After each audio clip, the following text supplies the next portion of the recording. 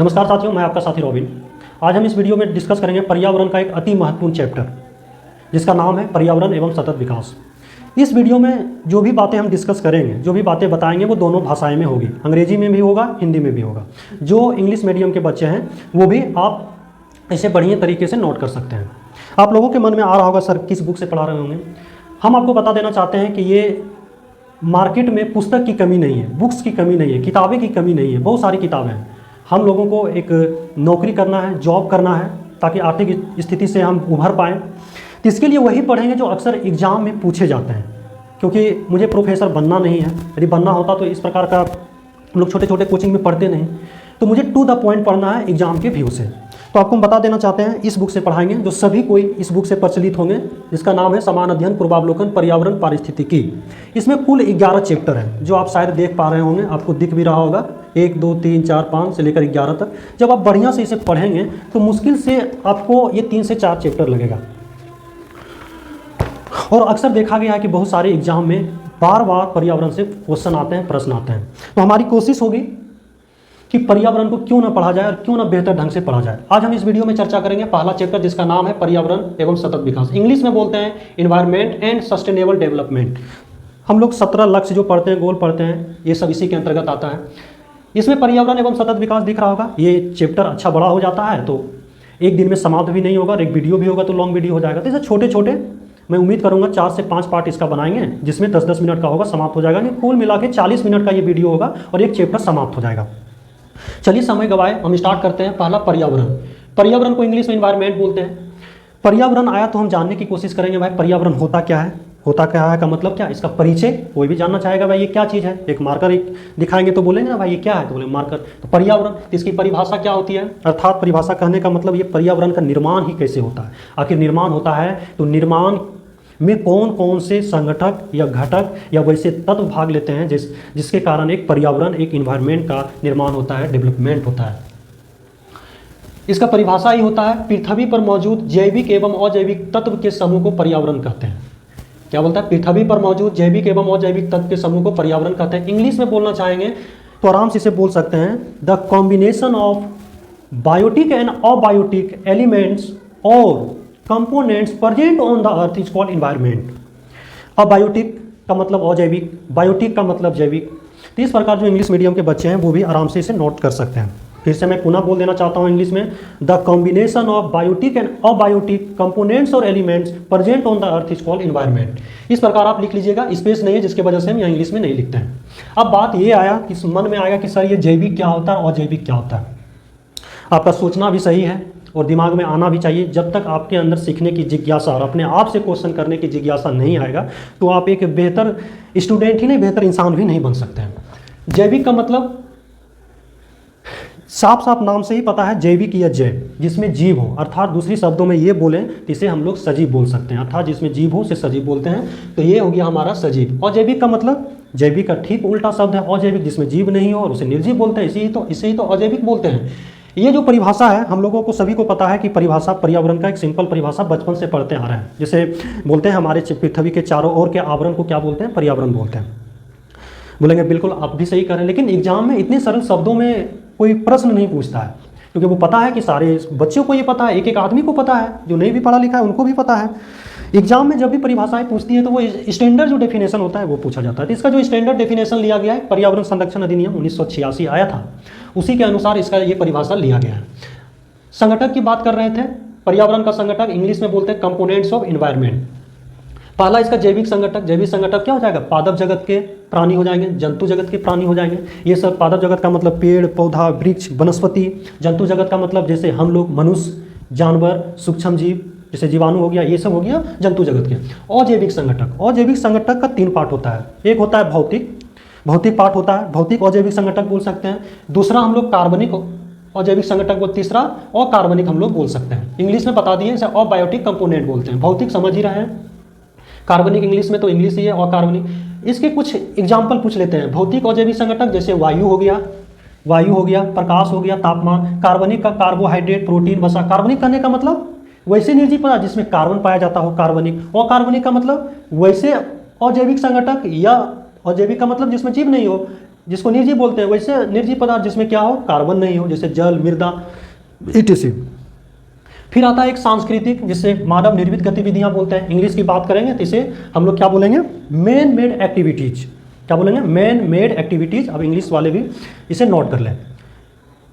ये भी पर्यावरण के निर्माण में सहयोग करता है। बोलेंगे सर ऐसा एग्जाम्पल बताइए, जैसे वहाँ का भाषा, धर्म, रीति रिवाज, वहाँ का रहन सहन, वहाँ का पहनावा ओढ़ावा, वहाँ का खान पीन, ये सब। जैसे बोलते हैं ना हम लोग, अरे यार वहाँ का रहन सहन बहुत अच्छा है, वहाँ का क्या बोलते हैं, बोली जो है बहुत अच्छा है, वहाँ का संगीत बहुत अच्छा है, वहाँ के लोक नृत्य बहुत अच्छा है, वहाँ की भाषाएं बहुत अच्छी है, वहाँ की धर्म बहुत अच्छी है। इन सब कारणों से भी क्या होता है, हमारा पर्यावरण का निर्माण होता है। तो इट मीन्स पर्यावरण के निर्माण में हमारा मैनमेड एक्टिविटीज भी काम करता है। ये तो आपको हम बता दिए जैविक और अजैविक। अब आता है पर्यावरण का स्तर, जिसे बोलते हैं लेवल ऑफ एनवायरनमेंट। पर्यावरण के स्तर भी एग्जाम में पूछे जाते हैं। जो भी हम आपको बता रहे हैं वो एग्जाम में आए हुए हैं, अच्छे अच्छे एग्जाम में ये क्वेश्चन आए हुए हैं, और जो नहीं आया है वो आने की संभावना प्रबल रहेगी। ये चीज़ आप ध्यान में रख लीजिएगा, इसे नोट कर लीजिएगा, बार बार आप पढ़िएगा। जब 4 से 5 वीडियो खत्म हो जाएगा तो हम बोलेंगे पर्यावरण एवं सतत विकास का। अब किसी भी एग्जाम को उठा के देख लीजिए, इससे क्वेश्चन आया होगा तो एकदम 100% आपसे बनेगा और ऑब्जेक्टिव जरूर लगाइएगा। ये पर्यावरण का स्तर। तो पर्यावरण का स्तर बृहद पैमाने पर, मतलब मेजर लेवल की बात करेंगे। मेजर का मतलब क्या, बड़े स्तर पर। बड़े स्तर पे जो इस पर्यावरण होगा वो क्या होगा, पेड़ पौधे वृक्ष हो गए। छोटे स्तर पे बात करेंगे माइनर, MINOR, माइनर की बात करेंगे तो माइनर पे हमारा क्या आ जाएगा, ये माइनर पे जो आएगा वो जीवाणु का पर्यावरण आएगा। इस प्रकार स्तर बता दिए। फिर एग्जाम में ये भी पूछा जाता है पर्यावरण में विभिन्नताएं का कारण क्या है। आखिर जो पर्यावरण में विभिन्नताएं देखते हैं, कहीं पे एक ही भूखंड हमारी पृथ्वी है, कहीं पे बहुत घने जंगल है, कहीं पे जंगल नहीं है, रेगिस्तान है, कहीं पे छोटे छोटे पेड़ पौधे हैं, कहीं पे बड़े बड़े पेड़ पौधे हैं। ये सब पर्यावरण में, कहीं पे ज़्यादा बारिश होती है, कहीं पे सुखाड़ी हो जाता है। ये सब पर्यावरण की विभिन्नताएं का कारण क्या हो सकती है, एग्जाम में पूछा जाता है। तो ये विभिन्नता का कारण है जलवायु में परिवर्तन। आप देख ही रहे हैं, बेमौसम में बारिश हो जाना, मौसम पे कम बारिश होना, या अचानक बहुत ज़्यादा बारिश हो जाना, सुखाड़ पड़ जाना, जलवायु में मृदा का प्रकार, अलग अलग मृदा, अलग अलग मिट्टियों का पाया जाना। टाइप ऑफ सॉइल जो है 7 से 8 प्रकार की मिट्टी पाई जाती है। इससे ये भी पर्यावरण में विभिन्नता का कारण बनती है। इंग्लिश में आप इसे लिखना चाहेंगे, लिख लेंगे causes of diversity in environment. Causes of diversity in environment लिख लेंगे। जलवायु में परिवर्तन, आप सिंपल सा हिंदी आप अंग्रेजी भी कर सकते हैं। चेंज इन क्लाइमेट, ठीक है, मृदा का प्रकार, टाइप ऑफ सॉइल, स्थलाकृति में अंतर, ये भी कर सकते हैं। डाइवर्सिटी इन टोपोग्राफी, ठीक ना, जैविक विविधता, बायोडाइवर्सिटी, मानव गतिविधि, ह्यूमन एक्टिविटी, ये सब आप इंग्लिश आराम से लिख सकते हैं, कोई बड़ी बात नहीं है। तो ये सब सारे 4-5 जो होते हैं जो पर्यावरण में विभिन्नता का कारण बनती है।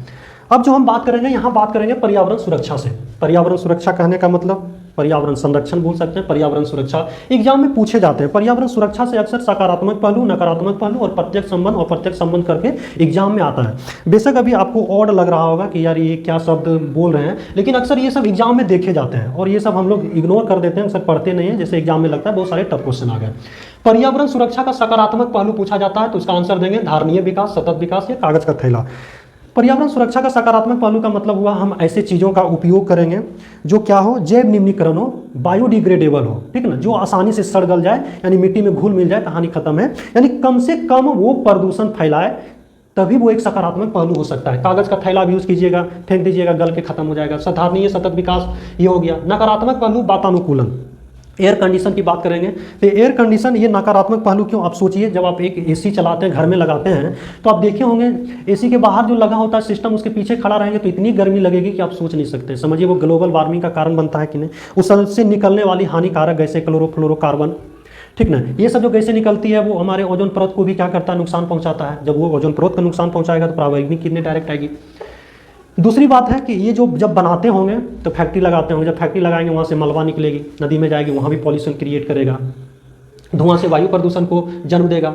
फिर जब ये बनता है, मान लीजिए ये टूट फूट गया ऐसे, जब फेंकेंगे कचरा का रूप ले लेगा, जिसे अपशिष्ट बोलते हैं, तो अब फेंक देंगे तो अपशिष्ट प्रबंधन में भी क्या होता है, बहुत दिक्कतें आती है, क्योंकि इसके लगभग जो पार्ट पुर्जे होते हैं प्लास्टिक का होता है, गलता नहीं है, मिट्टी में जल्दी मिलता नहीं है बढ़िया से, तो भी ये क्या करता है, हमारा मृदा सॉइल का निर्माण कर देगा, यानी मृदा पोल्यूशन उत्पन्न कर देगी। तो इन सभी कारणों से क्या होता है, नकारात्मक हमारा क्या होता है, पहलू होता है। और भी बोल सकते हैं बिजली की खपत करती है। जब बिजली की खपत ज़्यादा करेगी तो जाहिर सी बात है बिजली का उत्पादन मुझे ज़्यादा करना पड़ेगा, उसके लिए कोयले की ज़्यादा आवश्यकता है। इन सभी कारणों से नकारात्मक पहलू है। इंग्लिश में सकारात्मक पहलू को हम लोग पॉजिटिव एस्पेक्ट बोलते हैं, इसको निगेटिव एस्पेक्ट बोलते हैं। सकारात्मक एवं नकारात्मक पहलू पूछता है एग्जाम में, पर्यावरण सुरक्षा का सकारात्मक एवं नकारात्मक पहलू बताइए, तो वो गरीबी कम करना। अब बोलेंगे सर गरीबी कम करना दोनों कैसे हैं, पहले सकारात्मक बता दीजिए। जी बताते हैं। सकारात्मक जैसे आप गरीबी कम करने का मतलब क्या, वहाँ का उसका मासिक आय बढ़ जाए, आर्थिक स्थिति बढ़िया हो जाए, वे लोग शिक्षित हो जाए, वहाँ का सारा व्यवस्था बढ़िया हो जाए। तो इन सारी चीज़ों को सरकार को जब करेगी तो जाहिर सी बात है वो एक अगल बगल उद्योग लगाएगी ताकि वहाँ रोजगार मिल सके, वहाँ की आर्थिक स्थिति सुधर सके। जब आप वो लगाएगा, वहाँ पे उद्योग लगाएगा तो क्या होगा, उससे निकलने वाली जो मलबा होगी, बगल में नदी होगा, जल प्रदूषण को क्रिएट करेगा, तो ये निगेटिव हो जाएगा, इसके लिए नकारात्मक पहलू। फिर गरीबी कम करने से मतलब है कि जो लकड़ी पे जो खाना पहले गरीब लोग बना रहे थे, अब उसे गैस सिलेंडर दिया जाए, जैसे अभी दिया जा रहा है। तो जब गैस सिलेंडर पे खाना बनाएगा तो जाहिर सी बात है लकड़ी का यूज नहीं होगा, यानी जो जीवाश्म ईंधन जिसको बोलते हैं, कोयला हो गया, लकड़ी हो गया, गोईठा हो गया, जिसको उपला बोलते हैं। तो जब नहीं यूज होगा तो ये बताइए पेड़ यानी वनों की कटाई रुक जाएगी कि नहीं। जब वनों की कटाई रुक जाएगी तो हमारे पेड़ पौधे ज़्यादा होंगे पृथ्वी पे। जब पेड़ पौधे ज़्यादा होंगे तो कार्बन डाइऑक्साइड को ज़्यादा अवशोषित करेगा, सही टाइम पे बारिश होगी, ग्लोबल वार्मिंग हमारा घटेगा। इन सभी कारणों से सकारात्मक पहलू हो जाता है। और नकारात्मक पहलू बता ही दिए, पोल्यूशन क्रिएट करेगा। और यदि मान लीजिए कहीं जंगल वगैरह में फैक्ट्री लगाया गरीबी कम करने के लिए, वहाँ के पेड़ पौधे काट लिए जाएंगे ज़्यादा, तो ये निगेटिव हो गया हमारा। और प्रत्यक्ष भी संबंध पूछता है कि पर्यावरण सुरक्षा जो है, पर्यावरण सुरक्षा का अप्रत्यक्ष संबंध बताइए किससे है, तो बोलेंगे गरीबी कम करने से है। या ऐसे पूछ लेता है गरीबी कम करने से पर्यावरण सुरक्षा का कैसा संबंध हो, प्रत्यक्ष संबंध भी पूछ लेता है कि बताइए धारणीय विकास, कागज का थैला, वातानुकूलन पर्यावरण सुरक्षा से कैसा संबंध रखता है, बोलेंगे प्रत्यक्ष संबंध भी रखता है, सकारात्मक संबंध भी रखता है। गरीबी कम करने का पर्यावरण सुरक्षा से कैसा संबंध है, बोलेंगे सकारात्मक और नकारात्मक भी संबंध रखता है और प्रत्यक्ष संबंध भी। इस प्रकार आप ध्यान रखें। कुछ एग्जाम में कभी कभी ये परिभाषाएं पूछ लेती है, जैसे पर्यावरण अपकर्ष। पर्यावरण अपकर्ष किसको बोलते हैं, प्राकृतिक आवास का विनाश या जैव विविधता की हानि या प्राकृतिक संसाधनों के क्षरण होने से पर्यावरण को होने वाली नुकसान को पर्यावरण अपकर्ष बोलते हैं। इस प्रकार ये सब छोटी छोटी परिभाषाएं याद रखिएगा। यानी प्राकृतिक संसाधनों के क्षरण होने से पर्यावरण को जो नुकसान हो जाता है उसे हम लोग क्या बोलते हैं, पर्यावरण अपकर्ष बोलते हैं। ये सब ध्यान रखिएगा। तो इन सारी चीज़ों को मैंने आज बताया है। पर्यावरण किसे कहते हैं, पर्यावरण किनके मिलने से बनता है, पर्यावरण का स्तर कितने प्रकार का होता है एग्जाम के व्यू से, पर्यावरण में विभिन्नताएं का कारण क्या हो सकती है वो मैंने आपको बता दिया, पर्यावरण सुरक्षा का सकारात्मक पहलू क्या होता है, नकारात्मक पहलू क्या होता है। ये सब सारी चीज़ें आज मैंने आपको बताने की कोशिश की है। दोनों शब्दों में मैंने आपको, दोनों भाषाओं में मैंने बता दिया। यदि अच्छा लगे तो इसे बढ़िया से नोट डाउन कर लीजिएगा, बार बार रिवीजन कीजिएगा। फिर पर्यावरण का ही ये पहला पार्ट है, फिर दूसरा पार्ट लेकर आएंगे। इस प्रकार 4-5 पार्ट लाएंगे, ये चैप्टर हमारा समाप्त हो जाएगा। इसी के साथ साथियों जय हिंद, जय भारत। फिर मिलते हैं अगले वीडियो में।